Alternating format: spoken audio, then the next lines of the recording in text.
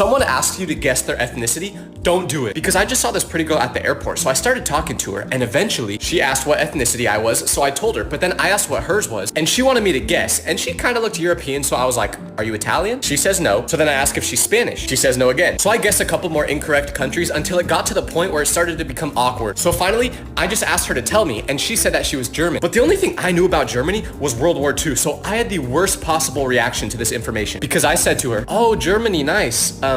You guys had that 1 liter back in World War II, huh? And she just had that look on her face that was like, what did you just say? And I don't blame her because I was also thinking, what the heck did I just say? So right after that, she told me she had to get to her gate, which I knew was a lie because she said she was flying to Houston and the only plane going there wasn't leaving for another 2 hours. I don't blame her though. I would have left that conversation as soon as possible too. I need to learn more about other countries, bruh.